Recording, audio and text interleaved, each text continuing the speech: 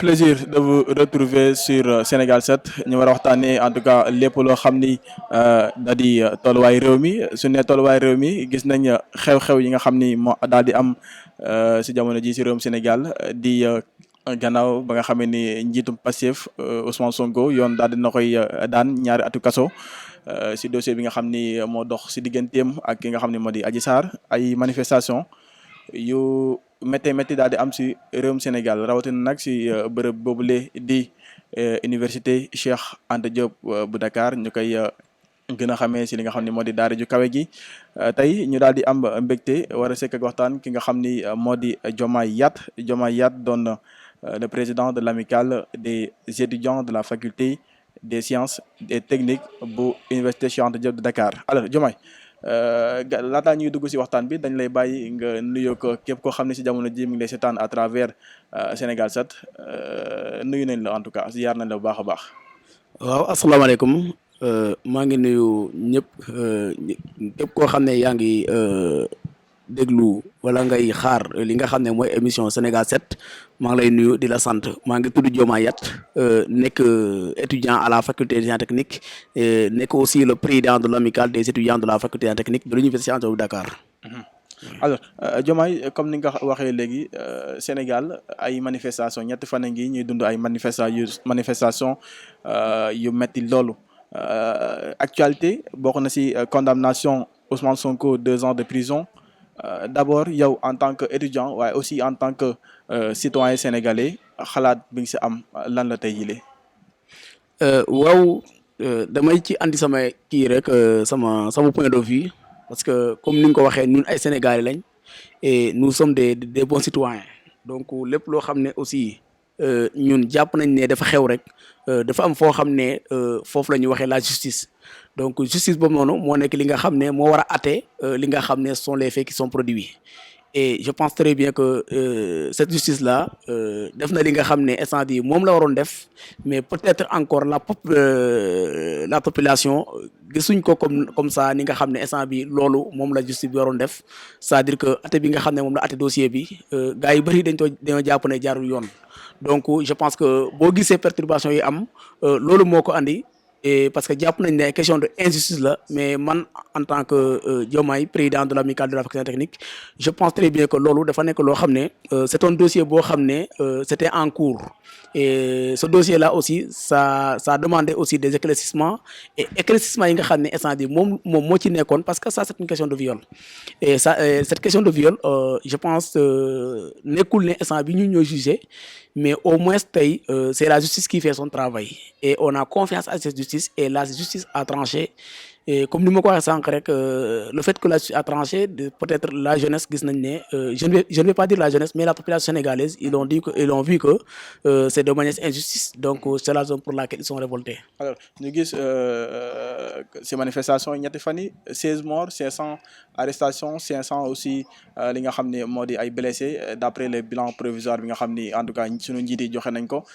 tey jii manifestation yi daal di installer psychose si sénégalais yu bëree bëri si Ziguinchor ak fi nga xam ne moo di capitale bu Sénégal di Dakar gis nañ aussi li nga xam ne moo daal di xew ay yàqu-yàqu yu am solo gis nañ si travaux BRT bi wala boog si yeneen i mbir yoo xam ni avec les images xam naa après dinañ ko illustrer aujourd'hui réellement est-ce que réew mu mel ni Sénégal mën nañ kaa sauver. waaw donc avant tout man damay jaale ñi nga xam ne ñoom perdre nañ ci ay doom et aussi di ñaanal ñi nga xam ne perdre nañ si seen dund yàlla xaar leen aljana parce que je pense que loolu nekkul li nga xam ne instant bi moom lañ doon xaar ci li nga xam ne instant bi mooy suñu autorités yi parce que tey boo waxee la population je pense très bien que on doit protéger la population on doit protéger aussi la jeunesse mais gis nañ ne am na ñu bëri yoo xam ne ñàkk seen bakkan et aussi am na ñu bëri yoo xam ne sont des blessés c'est des blessés grave et aussi ces blessés graves là je pense li nga xam ne noonu la ñaan rek mooy ñi nga xam ne instant bi jëlañ ci ay gaañu yàlla yëkkati leen ba au moins ñu mun a regagner encore li nga xam ne mooy seen famille parce que ce sont des jeunes et c'est l'espoir aussi du pays donc ci situation boobu noonu je pense que ba léegi manifestation yi ñu ngi continuer te loolu nekkul li nga xam ne moom la ñu xaar ci Sénégal parce que Sénégal c'est un pays de la teranga comme ni ñu koy waxee et aussi il y a démocratie et je pense très bien que nit ku nekk am boo amee lu la metti war nga ko mun a ñaxtu mais au moins am na loo xam ne war nañ ko mun a éviter mooy les biens publics parce que je pense très bien que wax ko sànq BRT bi loolu nekkul loo xam ne peut-être ay question de Macky Sall la wala question de Sonko wala question de leneen mais loolu ñun sénégalais yi ñun citoyens yi ñoo ko moom donc peut-être autorité sax duñ ci dugg mais ñun ñi nga xam ne instant bi ñoo ba doole yi ñun ñooy dugg ci BRT bi donc ak lu mënta xew waruñu attaquer BRT bi di ko saccager wala ñu def ci loo xam ne est-ce que aujourd'hui on peut parler de démocratie dans la mesure où bi nga xamee ni juge bi def na li nga xam ne moo di liggéeyam menace de mort ak viol condamnation bi daal di jëm si li nga xam ni moo di corruption de la jeunesse est-ce que lu ni mel jurul tey frustration ndaw ñi ba ñu génn di wane seen naqar. waaw parce que xam nga boo waxee justice moom justice loolu dafa nekk loo xam ne c'est une question à part parce que il fait son travail donc il est là aussi pour trancher s'il y a des faits qui sont produits donc c'est ça qu'il a fait donc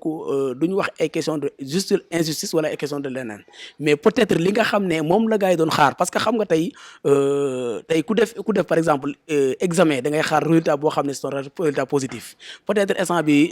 la population sénégalaise xaaroon nañ leneen loo xam ne nekkul li nga xam ne moom la justice bi tranché donc boo gisee loolu li nga xam ne moo xew peut-être c'était ça parce que am nañ ci surprise donc surprise bi man li nga xam ne instant bi nii mooy surprise bi mooy dossier bi c'est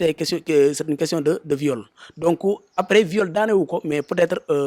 corruption de la jeunesse waaye corruption de la jeunesse moom loolu moo nekk li nga xam ne moo ko daaneel donc peut-être loolu nekkoon noo xam ne nekkuloon ci dossier bi au début mais à la fin gis nañ ne instant bi peut-être li nga xam ne moo nekkuloon ci dossier bi moo taxoon ñu porter ko plainte loolu moo nekk li nga xam ne moo ko daaneel donc loolu nekk li nga xam ne peut-être xawma parce que je ne maîtrise pas le droit du moins mais peut-être loolu nekk li nga xam ne peut-être seen kii la seen daa bokk c'est une logique mais moi vraiment je contre cela parce que peut-être nit bu fekkee dafa am loo xam ne instant bi moo koy topp loolu noonu ci loolu nga ko war a atte mais waroo dem ba au moins loolu daanelu ko nga indiwaat leneen loo xam ne bokku ci woon dossier bi nga daan ko ci loolu noonu man à mon titre personnel c'est ça que j'ai vu. Pour rappel affaire bi procès Adji Sarr Sonko mi ngi tàmbalee si weeru mars février si atum 2021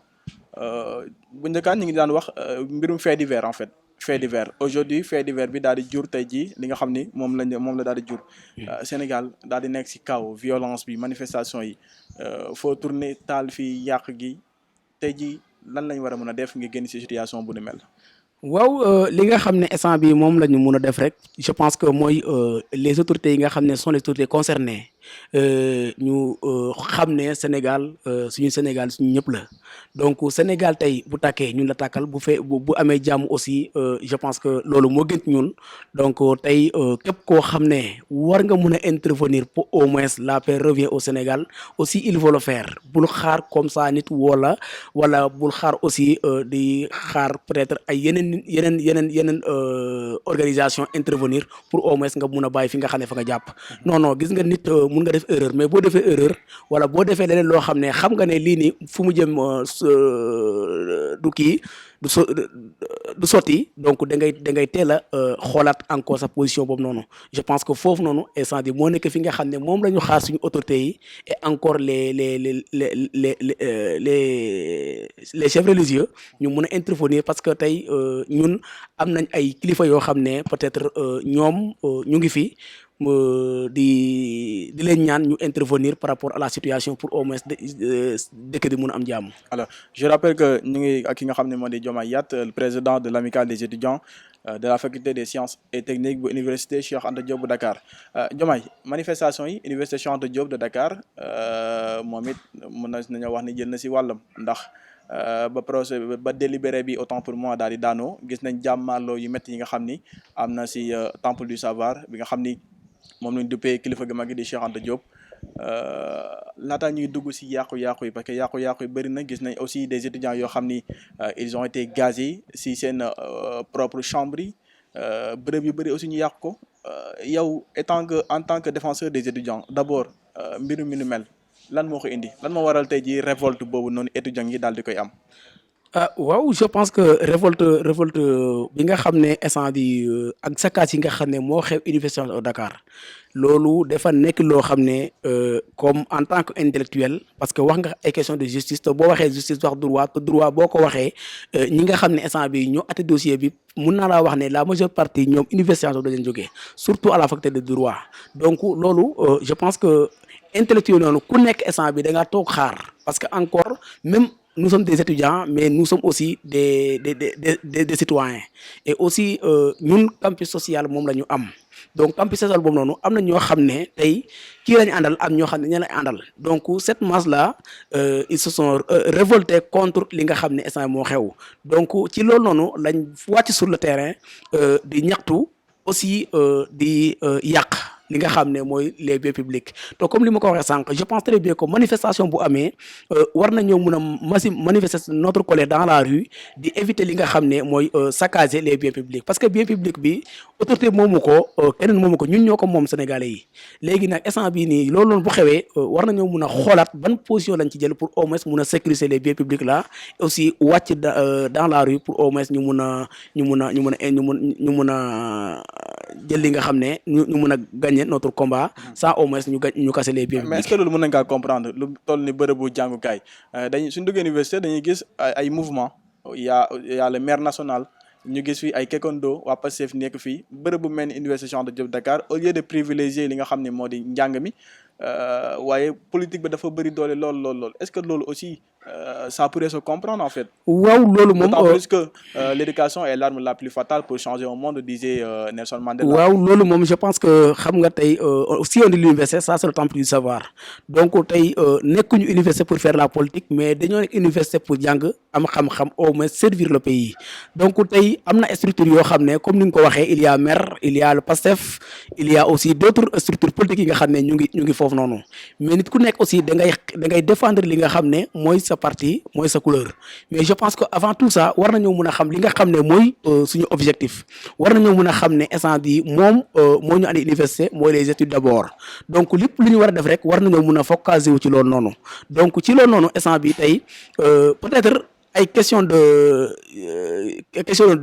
dossier la woon dossier de viol donc entre les deux parties tey moment bu nekk da ngaa bëgg comme ça jàppale li nga xam ne mooy sa leader donc tey loolu noonu instant bi moo jur lépp université donc ci loolu noonu ci lañ ñi nga xam ne ñoo waxtaan sur le terrain di saccager li nga xam ne instant bi ñun foofu la ñu war a jàngee foofu la ñu war a amee xam-xam pour mun servir le pays ñu saccager ko donc loolu mu nekk handicap boo xam ne nekkul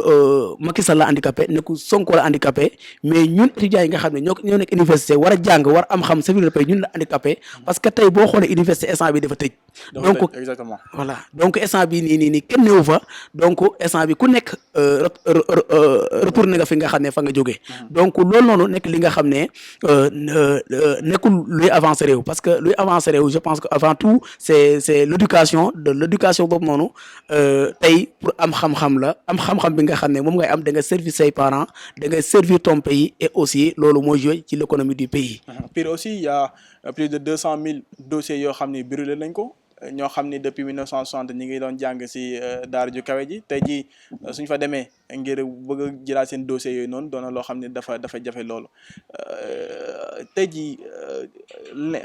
li nga xam ne moo di comme bërëb yi nga xam ne moo di université ñu daal di koy politiser aujourd'hui on ne parle de la politisation de l'administration soo demee ba ci daara yi nga xam ne dañ fa war a sàkku xam-xam pour mun a diriger le futur du Sénégal n'est-ce pas que loolu tamit du am problème indi problème en tout cas si réew mel ni Sénégal. waaw xam nga tey université ku ko xamoon ak xam ko instant bi nii c'est-à-dire mois passé xam nga ne université amoon na changement image bi changé woon na environnement bi defaraat nañ ko bu normal mais.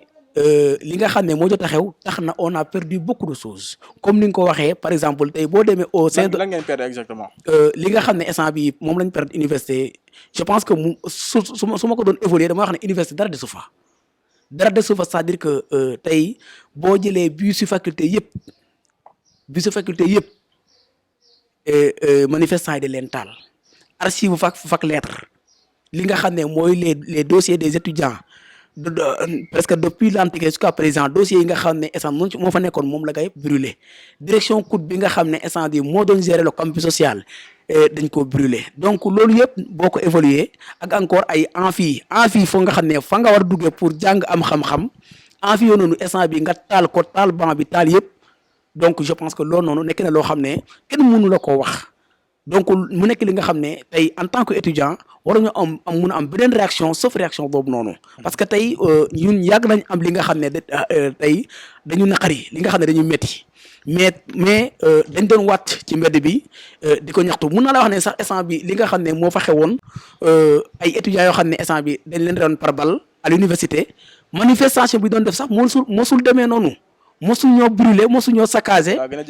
voilà waaw mais tey li nga xam ne moo xew dafa ëpp trop même ku ko gis bu fekkee sax instant bii nii nekk université da ngay xam ne lii étudiants yi def dafa ëpp donc loolu nekk li nga xam ne vraiment ñun en tant que étudiant war nañoo xoolaat suñu comportement bu baax mais je pense que xam nga tey université ak nu mu jegee yeneen quartiers yi à Dakar peut-être manifestation bu amee am na ñu bëri ñoo xam ne dañuy am des infiltrés yi nga xam ne dañuy ñëw dugg ci biir parce que xam nga tey bu manifestation amee sécurité bi nga xam ne instant bi moo war a gérer université pour entrer porte yi sécurité boobu noonu instant bi nii day dugg ci biir pour jéem a calmer la foule pour au moins tey manifestation du mun a am donc au moins xam naa intrus yooyu noonu du ma wax ne am na nag mais ñàkkul ci biir donc ñooñu tey moo gën a waral presque saccage yëpp gën a dugg ci biir. peut-être une dernière question arrestation seen naataango boobu di Pape Abdoulaye Touré ñu jàpp ni dafa bokk si ñi nga xam ni ñoo daal di woo étudiants yi ñu daal di def ay manifestation ba la fa xew daal di xew que pensez-vous lan nga si xalaat tey jii si arrestation boobu noonu ndax doon na loo xam ne tey jii lu jaadu la ak anam bi nga xam ne moom lañ ko jàppee il a été brutalisé wax na ni sax du ay force de l'ordre waaye je ne sais pas en tout cas am na ñu ko jàpp def ko li ñu koy def laataa ñu koy jébbal yoon lan nga si xalaat. waaw pour le cas de Abdoulaye Touré moom je pense que loolu moom képp ku nekk étudiant boo gisee image yi da nga koy ñawlu parce que loolu nekkul woon presque loo xam ne dañ koy xaar ci moom mais tey am na information yoo xam ne boo koy avancer sax peut-être mun naa laa wax ne di la dugg ci ay erreur parce que je pense que tey bu ñu waxee ne instant bi moo doon contrôler la foule moo doon encourager les manifestants pour ñuy brûler man en tant que Diomaye nekk na fa presque depuis mais Pape Abdoulaye Touré mun naa laa wax ne presque depuis daa ba léegi gisuma ko université su ma la waxee dëgg rek depuis daa ba léegi gisuma ko université donc aussi manifestation bi gisuma ko fa to instant man fa laa nekkoon parce que bokk naa ci ñi nga xam ne ñoo doon calmer les étudiants bokk naa ci ñi nga xam ne bu ñu taal les bus de la faculté man maa ngi woon foofu noonu di intervenir pour leen taal donc Abdoulaye Touré gisuma ko foofu noonu donc ma gisee image yi ñu naan instant yi moo doon diriger cette foule là donc vraiment loolu man nekkul loo xam ne dama koy valider waaw mais peut-être am nañ ci ay raisons yoo xam ne moo tax ñu wax loolu mais en tout cas man Diomaye en tant que président de la FST man awma ci ay preuves te nit booy wax ci moom wala ngay def yi da nga war am des preuves yoo xam ne moo war a mun a permettre nga wax loolu mais peut-être gis naa ko dans les réseaux sociaux am na médias yoo xam ne jot nañ ko publier peut-être am nañ ci ay preuves mais man awma ci preuve. D'accord. En tout cas waxtu bi ñu ngi cërale woon daanaka jeex na tàkk. ok ñu bàyyi la lan ngay tàggatoo wala boog en terme de message bi nga xam ne war nga xaar lancer pour justement jàmm dellu si waat ci Sénégal waaye tamit études yi daal di reprendre que ce soit mu doon si université wala boog si école yi d'une manière générale parce que ñi ngi jëm si ay examen baccalauréat bac technique lépp daal war nañ see dem le message bi nga xam ne moom ngay lancer. waaw message bi nga xam ne moom lay lancer c'est-à-dire que. ñun dañoo war a bàyyi xel li nga xam ne moo suñu dëkk parce que tey ñun Sénégal lañ am donc Sénégal bi nga xam ne moom lañ am nag Sénégal dañ ko bokk donc kenn nit moomu ko donc tey it war nañoo mën a sóoraale li nga xam ne instant bi mooy la jeunesse parce que tey jeunesse bi mooy l'avenir du pays donc avenir dëkk boobu noonu tey balaa ngay diriger dëkk il faut nga am les bagages intellectuels te bagage intellectuel bi mënoo ko am feneen fu dul dans la pédagogie bu ñu ko waxee c'est-à-dire que université instant bi moo nekk li nga xam ne mooy nekk dara bi nga xam ne moo gën a kawe donc foofu noonu fa la ñu commencé dugg fi nga xam ne mooy collège lycée autre donc loolu noonu instant bi bu ñu ko defee ñu xam ne étudiants yi nga xam ne instant moo fi nekk ak élèves yi nga xam ne ñooy jàng soxla nañ seen réussite parce que tey ku inscrire école li nga xam ne moom mooy xaar mooy évaluation donc am na évaluation yoo xam ne mooy les bacs aussi à l'université am na ay examens yoo xam ne presque mun naa la wax ne nekkoon nañ en cours loolu yëpp nekk li nga xam ne instant bi dañ on a tout arrêté donc xamuñu kañ lay commencé waat donc loolu nekk li nga xam ne instant bi dans le plus rapidement possible war nañoo mun a xool comment on va faire pour au moins njàng bi boobu noonu mun a ñëwaat donc étudiants yi mun a jàng normalement élèves yi nga xam ne nekk nañ en classe d'examen mun a continuer seen jàng pour au moins ñu mun a def li nga xam ne mooy seen évaluation donc foofu noonu instant bi kenn mënu ko à part autorités yi donc autorités yi ñoo war a xam ne ñun ay jeunes lañ instant bi dañuy jàng pour au moins mun a servir le pays ñu mun ñoo bàyyee xel bañ a topp seen intérêt politique donc instant bi vraiment loolu la amoon loo xam ne bëggoon naa koo lancer di leen remercier bu baax. jërëjëf amoon na mbégte bu baax a baax c'est que waxtaan di rappeler ñi ngi ak ki nga xam ni ñi ngi woon ak ki nga xam ni moo di en tout cas Diomaye Yat président de l'amicale des étudiants de la faculté des sciences et techniques amoon mbégte c'est que waxtaan si li nga xam ni moo di actualité waaye tamit jëm si daara ju kawe ji di université Cheikh Anta Diop de Dakar en tout cas chers téléspectateurs bu Sénégal 7 amoon nañ mbégte di teel leen lépp loo xam ni en tout cas di actualité nii lañ koy defee saa su nekk war a waxtaan lépp loo xam ne da di tolluwaay réew mi saa su nekk ñu si ànd ak seen télévision bu xarañ bi di Sénégal 7 ni lañ koy defee saa su nekk merci beaucoup et à très bientôt incha allah.